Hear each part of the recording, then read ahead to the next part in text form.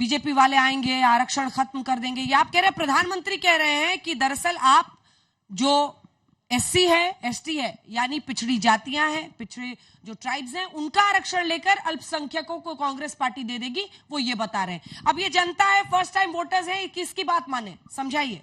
देखिए, ये आदरणीय प्रधानमंत्री जी की आदत है कि ये इधर उधर की बात ज्यादा करते हैं, असली मुद्दे पर बात ही नहीं करते हैं। अभी उन्होंने कर्पूरी ठाकुर जी को भारत रत्न दिया था वोट के खातिर, इसके पहले तो कर्पूरी जी को गाली दे रहे थे।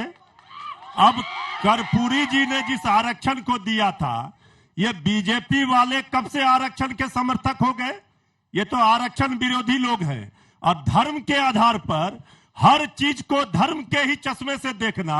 हम पूछ रहे हैं सवाल कि बेरोजगारी क्यों बढ़ी, भूखमरी क्यों है, गरीबी क्यों है, महंगाई क्यों है? तो ये कह रहे धर्म के आधार पर, ये कह रहे धर्म के आधार पर।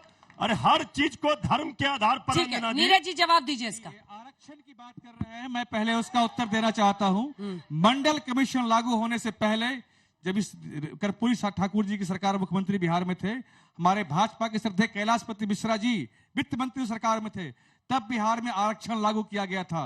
जब भी आरजेडी सरकार में रही है, कभी कोई आरक्षण देश में लागू नहीं हुआ है। इनके लिए आरक्षण का मतलब सिर्फ और सिर्फ इनका परिवार और वंशवाद होता है। इनके लिए आरक्षण का मतलब कुछ नहीं। आज देखिए, चुनाव लड़ाने के लिए किसको लाना पड़ा? अपनी बेटी को बाहर से बुला के टिकट देते हैं। क्या आरजेडी में कोई महिला नहीं थी? और रही बात ये आरक्षण, कर्नाटक में मैं बता दूं, सावधान करता हूं कि कर्नाटक में इन्होंने 4% ओबीसी का आरक्षण काट के धर्म के आधार पर मुस्लिमों को दिया है। हम इसका विरोध करते हैं। पश्चिम बोलने दीजिए, पश्चिम बंगाल के नौकरियों में और नौकरियों के प्रमोशन में ये धर्म के आधार पर आरक्षण दे रहे हैं। हम लोग इसका विरोध करते हैं। निश्चित रूप से ओबीसी भाई, ईबीसी भाई, एससी और एसटी की हकमारी है। धर्म के आधार पर आरक्षण देना बिल्कुल गैर संवैधानिक है। हम इसका विरोध करते हैं और ये लोग गलत अफवाह फैलाते हैं कि हम आरक्षण। आलोक शर्मा जी जवाब दीजिए। आप लोग गलत अफवाह फैला रहे हैं और वो कह रहे हैं कि आरक्षण का मतलब इनके लिए फैमिली वाला आरक्षण है। सबसे पहले तो मैं इस बिहार की पावन ज्ञान, चिंतन, मनन, मोक्ष, आध्यात्म और वीरों की भूमि को कांग्रेस पार्टी की तरफ से नमन प्रस्तुत करता हूं। देखिए, आरक्षण के मामले में हो या तमाम दूसरे मामले हो, मोदी जी एग्जिट पोल बताते घूम रहे हैं पूरे देश को कि मैं हार रहा हूं, और यही कारण है कि उनकी भाषा निम्न स्तरीय हो गई है। और दुख के साथ इस बिहार की भूमि से कहना पड़ता है कि देश का प्रधानमंत्री लगातार झूठ बोल रहा है। मैं शब्द इस्तेमाल कर रहा हूं कि देश के प्रधानमंत्री लगातार झूठ बोलते चले जा रहे हैं।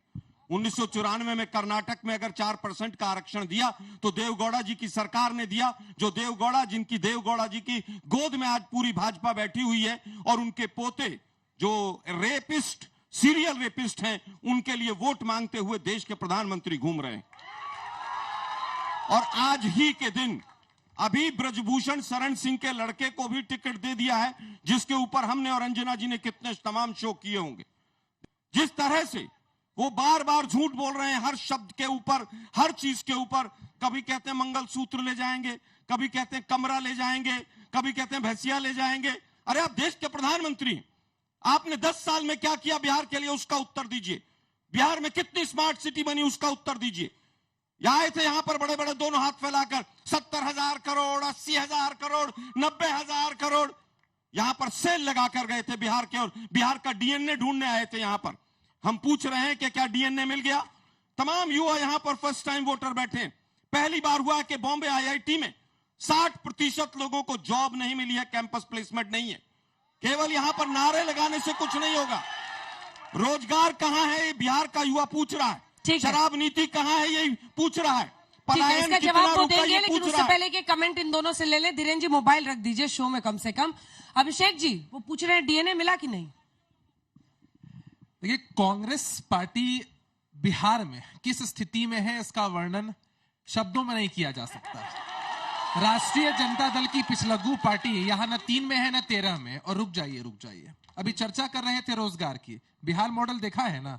आजादी के बाद संभवतः पहली बार लाखों की तादाद में गांधी मैदान में और विभिन्न जिलों के मैदान में शिक्षकों को नौकरी दी गई है, विभिन्न डिपार्टमेंट्स में नौकरी दी गई है। दो लाइनें हैं, सुन लीजिए कि औरों के ख्यालातों की भी लेते हो तलाशी, औरों के ख्यालातों की भी लेते हो तलाशी, और अपने गिरेबान में झांका नहीं जाता। सोचना यह है कि जो कांग्रेस पार्टी अभी अपनी सीडब्ल्यूसी की बैठक में कहती जेडीयू है, जब किसी को गिरेबान में झांकने बोलती है तो हम लोगों को हंसी आती है सर। आपका तो पता ही नहीं देखिए, चलता। विश्लेषण का अपना थोड़ा तरीका आप हो भी हंस सकता लीजिए, है। थोड़ा आप भी हंस लीजिए। मैं अरे फिर- आपके जो साहब ऐसा है आप वो आपको भी पता नहीं रहता कि नहीं। कल सुबह उठूंगा तो मुझे अंजना किसके लिए जी, बोलना है। अंजना जी, दो लाइनें और हैं। जब आपने मुझे टोक दिया है इस गिरेबान वाली बात पर, दो लाइनें और हैं बस। मेरी आंखों से जो बहता है दरिया देखो, और मैं हर हाल में खुश हूं, मेरा नजरिया देखो।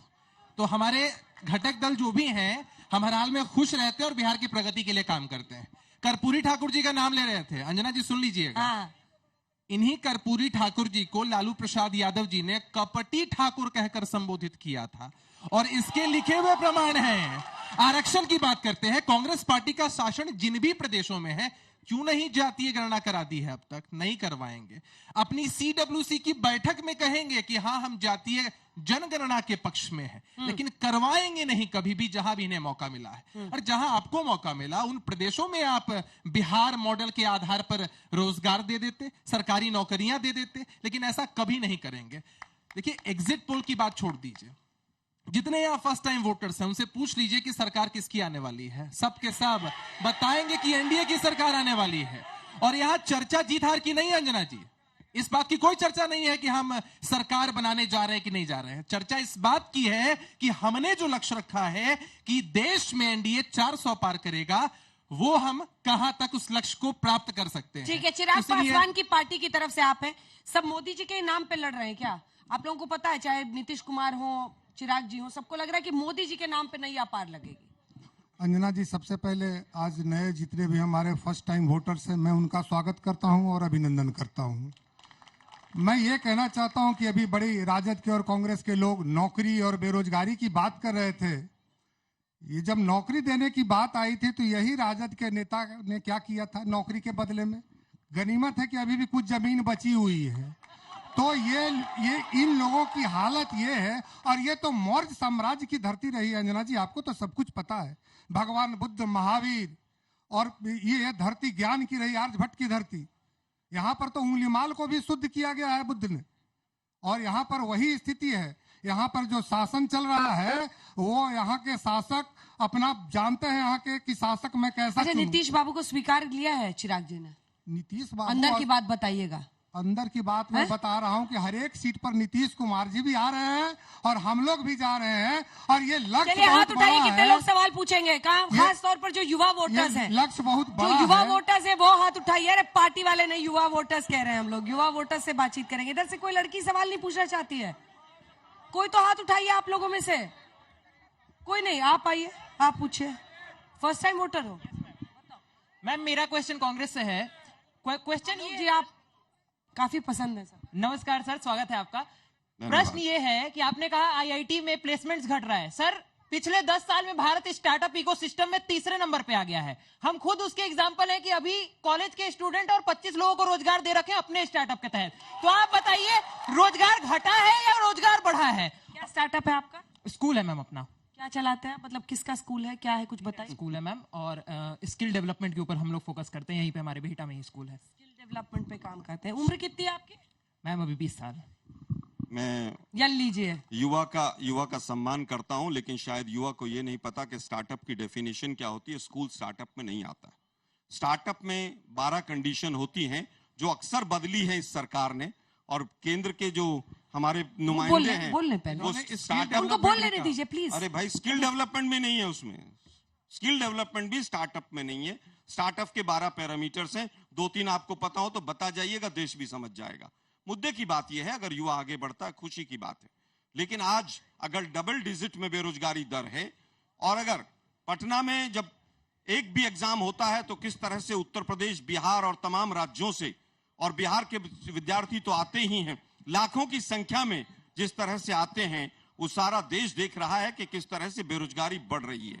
कितने कैंपस इंटरव्यू में मैंने केवल एक एग्जांपल लिया था कि आईआईटी बॉम्बे सबसे प्रेस्टिजियस इंस्टीट्यूशन है, क्योंकि आप लोग भी यहाँ इंजीनियरिंग और मेडिकल से हैं। मैंने एग्जांपल लिया था लेकिन व्हाट्सएप यूनिवर्सिटी ने तो आज देश को चांद पर पहुंचा रखा है। ना महंगाई है, ना बेरोजगारी है। छोटा सा रिबटल, उसके बाद में सवाल। कांग्रेस के प्रवक्ता बात करते हैं रोजगार की, शायद इनकी दृष्टि खराब हो गई है।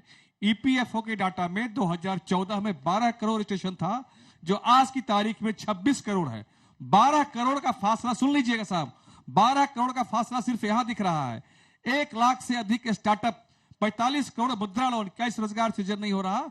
इंफ्रास्ट्रक्चर में आज देश में, दुनिया में सबसे तेज गति से इन्वेस्टमेंट हो रहा है। आप पटना से निकलिए, कितनी सड़कों का जाल बिछ गया, क्या इस रोजगार सृजन नहीं हो रहा? बिहार के लोग यहाँ अगर कोई व्यापारी बैठे हैं तो बताएंगे।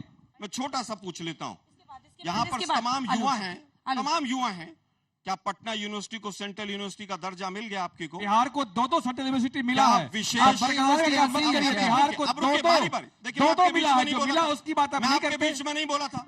अब मुझे केवल ये बताइए, बिहार को विशेष राज्य का दर्जा मिल गया? क्या एम्स का जो पटना यूनिवर्सिटी, दरभंगा का जो एम्स है वो चालू हो गया है?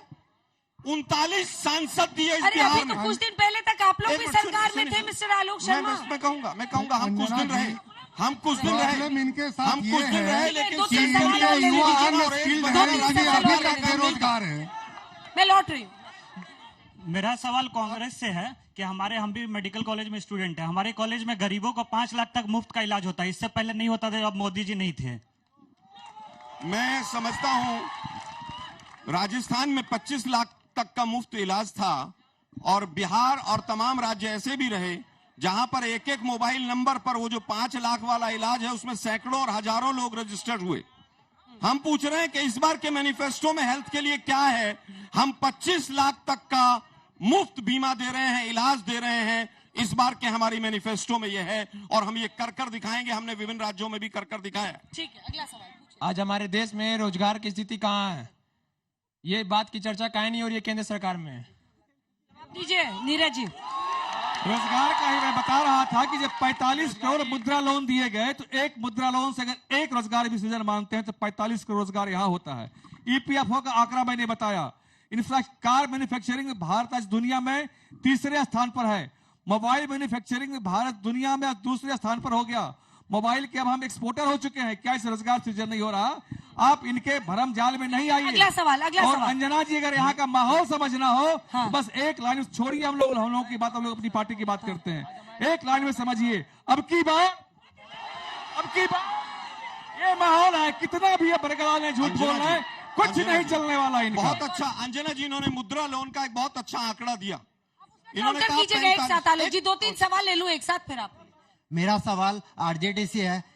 आपने जो बात कही है अभी कि ये बीजेपी वाले कब से आरक्षण को सपोर्ट करने लगे हैं, आपने भी तो कभी एक टाइम में भूरा बाल साफ करो का नारा दिया था।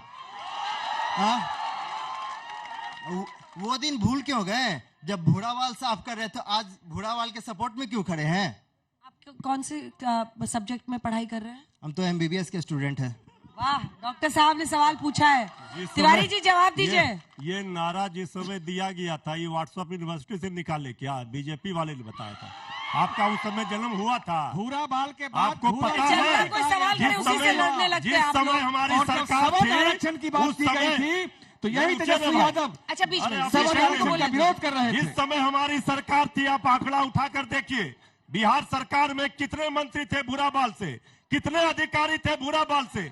ये सब बीजेपी का भाषा में मत जाइए, इसी के जुमले में फंस कर रह जाइएगा। कितनों का पलायन हुआ है बिहार से, कितनों का पलायन हुआ है बिहार भूरा बाल हरा बाल तिवारी जी भी भाग गए। तिवारी जी भी दिल्ली में रहते हैं। हम कह रहे हैं कि बिहार 5 लाख नौकरी तेजस्वी यादव जी ने दिया। अगला सवाल है। ये आपको नहीं दिखा 5 लाख नौकरी किसने दिया? मेरा पूछे सब प्रश्न। अरे भाई साहब बैठिए। अरे नौकरी तेजस्वी यादव जी ने दिया। ये परचम पूरे देश में लहराया। मेरा क्वेश्चन ये है, इन्होंने कहा है कि मतलब बिहार में एक भी स्मार्ट सिटी नहीं है, तो ये मोदी की सरकार तो 2014 में आई, उससे पहले बिहार में क्यों नहीं स्मार्ट सिटी बनाया गया? देखिए, देश के अंदर बहुत विकास हुआ, और चंडीगढ़ से लेकर, जयपुर से लेकर, गांधीनगर से लेकर, दिसपुर से लेकर तमाम ऐसे शहर बसाए गए जिनको स्मार्ट सिटी का दर्जा तो नहीं दिया, लेकिन वो सुविधाएं उनके अंदर थी। लेकिन हम ये पूछना चाहते हैं, अभी एक पीछे से भाई ने भी सवाल पूछा रोजगार के ऊपर और हमारे बीजेपी के साथी ने भी, कि 45 करोड़ मुद्रा लोन दे दिए इन्होंने। इस देश के अंदर 26 करोड़ परिवार हैं। यहां पर बैठे लोगों को, कितने लोगों को मुद्रा लोन मिला? लगभग 400 लोग यहां पर हैं। 4 हाथ नहीं उठे हैं, और वो भी बीजेपी के लोग, केवल बीजेपी के कार्यकर्ता हैं। बीजेपी के कार्यकर्ता उठाकर सब मना कर रहे हैं। 400 लोगों में से, मैं फिर कहूंगा, 400 लोगों में से ना कहने वाले लोग ज्यादा हैं, और जो मृत्युंजय जी ने कहा कि व्हाट्सएप यूनिवर्सिटी, ये सब मना कर रहे हैं, नहीं मिला। ठीक है, मैं फिर कहूंगा एक अगला सवाल जल्दी से, छोटे सोना परोसना देश को बंद कर दीजिए। ठीक है। मेरा सवाल आप लोग सबसे है, हम लोग फर्स्ट टाइम वोटर्स हैं, तो आप लोग ऐसा क्या कर सकते हैं कि हम लोग आप पे भरोसा हो कि हम लोग आपको वोट करें? एक दूसरे पर हमला नहीं, यही करते ही है। सुबह उठते हैं मृत्युंजय जी शुरू हो जाते हैं, बीजेपी वालों ने ये किया, नीरज जी उठते हैं, मृत्युंजय जी की पार्टी ने हमले के अलावा 17 महीने में वो कर दिखाया जो उसने 10 लाख नौकरी का वादा किया था। वापस आइए, अगर आप सत्ता में आते हैं, अगर आप सत्ता में आते हैं, एक एक करके सोच लीजिए पहला काम क्या होगा। अगर सत्ता में आते हैं, आपसे शुरू करें, क्या करेंगे एनडीए में? सत्ता में हम लोग आज आ नहीं रहे हैं अंजना जी, तीसरी बार आ रहे हैं। और करेंगे क्या वो तो बताइए। अभी तो 2047 में देश को विश्व का सबसे अग्रणी देश के रूप में हम लोग इसमें स्थापित करेंगे, और खोई हुई जो वो प्रतिष्ठा सोने की चिड़िया भारत कहलाती थी, वो बनेगा। कुछ कॉन्क्रीट बताइएगा। बिल्कुल कॉन्क्रीट क्या है? कॉन्क्रीट क्या नहीं कॉन्क्रीट है? हमारे यहाँ देखिए कि आज अर्थव्यवस्था तीसरे पर आना, 5वें पर आ गए हैं, तीसरी अर्थव्यवस्था बन रही है, नौकरी यहाँ पे दिया जा रहा है, लोगों को रोजगार के अवसर बन रहे हैं, और क्या चाहिए?